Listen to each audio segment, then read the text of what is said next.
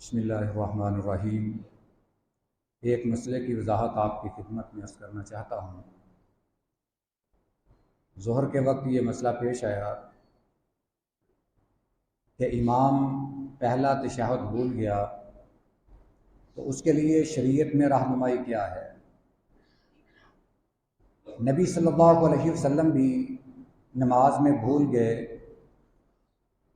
بلکہ یوں کہنا زیادہ بہتر ہے کہ اللہ کی طرف سے آپ کو بھلا دیا گیا، کیونکہ آپ کا عمل وہ ہمارے لیے شریعت بننا ہے۔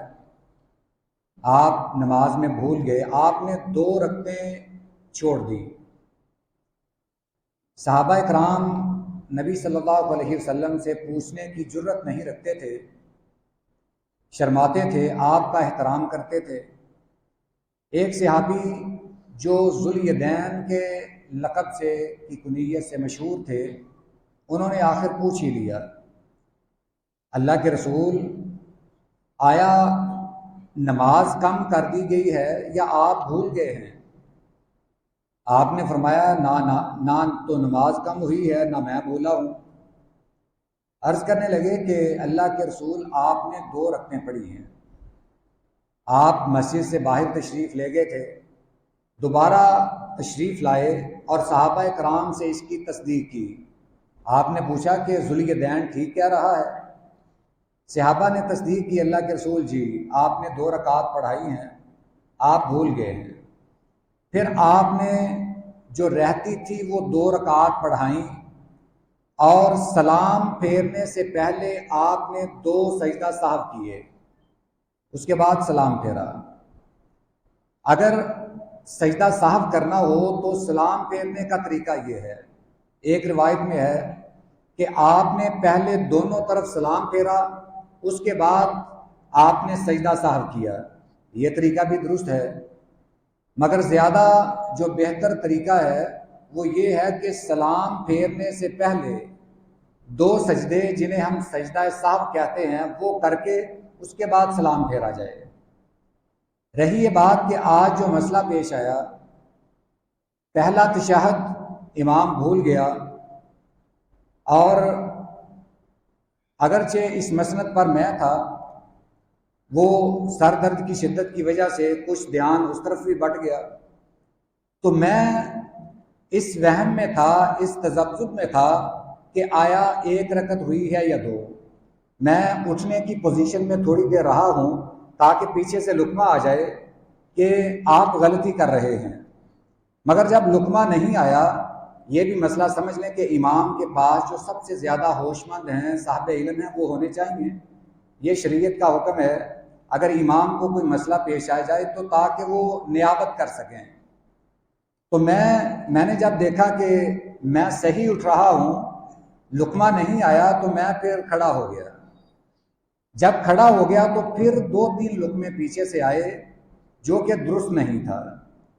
یہ نبی صلی اللہ علیہ وسلم کا فرمان ہے کہ جب آدمی کھڑا ہو جائے پھر وہ نہ بیٹھے، یعنی اگر آپ تشہد سے اٹھ گئے ہیں، آپ کا تشہد رہ گیا ہے، پھر آپ اٹھ کر واپس نہ بیٹھیں، آپ کا وہ تشہد چھوٹ گیا ہے، اس کے لیے اب سجدہ سہو ہے۔ لہٰذا یہ بار بار پیچھے سے آواز آ رہی تھی، لقمہ دیا جا رہا تھا سبحان اللہ کا، تاکہ امام بیٹھ جائے، تو یہ بیٹھنا یہ درست نہیں ہے، یہ آپ نے منع فرمایا ہے۔ تو اس کے بعد کچھ بھائی وہ تشہد میں ہی بیٹھے رہے، یعنی امام قیام میں ہے، اور وہ بھائی لا علمی کی وجہ سے، شاید ان کا عذر یہ تھا کہ ان کے سامنے 4-5 کرسیوں والے تھے۔ اب کرسی والے ان کا نہ تو پتہ چلے گا یہ تشہد میں بیٹھے ہیں یا قیام میں ہیں، پیچھے والے تو اندازہ نہیں کر سکتے، وہ تشہد میں ہی رہے۔ تو جب امام نے اللہ اکبر کہہ کر رکوع کیا، سمیع اللہ لمن حمیدہ کہا، تو ان کی 1 رکعت رہ گئی۔ جب امام نے اللہ اکبر کہا، وہ تشہد سے اٹھ رہے تھے، سمیع اللہ لمن حمیدہ کہا، وہ بیچارے پریشان ہو گئے کہ یہ ہم بیٹھے تھے، شاید یہ رکعت ہو چکی ہے، اب یہ ان کی رکعت رہ گئی، وہ بعد میں یہ رکعت ادا کر لیں، جو ان کی رہ گئی ہے وہ 1 رکعت امام جب سلام پھیر دے اس کے بعد وہ 1 رکعت بعد میں پڑھ لیں جو ان کی رہ گئی ہے۔ تو یہ ہمیں دھیان رکھنا چاہیے۔ ایک انسان یقیناً اس سے غلطی ہو سکتی ہے، شریعت میں اس کی گنجائش بھی ہے۔ اصل بات یہ ہے کہ شریعت کی تعلیمات کیا ہیں، شریعت ہماری رہنمائی کیا کرتی ہے، اس کے مطابق ہمیں چلنا چاہیے۔ اگر آپ بھی اکیلے نماز پڑھتے ہوئے تشہد بھول جائیں، اٹھ جائیں، تو پھر بیٹھیں مت، آپ کھڑے رہیں اور اپنی نماز کو مکمل کریں۔ آپ کا تشہد رہ چکا ہے، اب اس کا کفارہ یہ ہے کہ 2 سجدے جنہیں ہم سجدہ سہو کہتے ہیں وہ کر لیں۔ اور اس کا طریقہ بھی عرض کر چکا ہوں کہ پہلے آپ 2 سجدے کر لیں، اس کے بعد آپ سلام پھیر لیں۔ ایک نیا یہ طریقہ دیکھنے میں آیا ہے کہ اگر کوئی بھائی بھول جائے تو کئیوں کو دیکھا گیا ہے کہ وہ ایک طرف سلام پھیر کر اس کے بعد 2 سجدے کرتے ہیں، اس کے بعد بائیں طرف سلام پھیرتے ہیں۔ تو یہ شاید کوئی اپنا ایجاد کردہ طریقہ کہہ لیں یا کسی ضعیف روایت میں اگر ہو سکتا ہے، وگرنہ جو صحیح طریقہ ہے وہ یہی ہے جو آپ کی خدمت میں نے عرض کیا ہے۔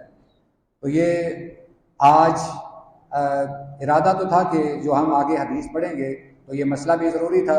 اللہ تعالیٰ سے دعا ہے اللہ ہمارے تمام اعمال کی اصلاح فرمائے۔ وآخر دعوانا ان الحمد للہ رب العالمین۔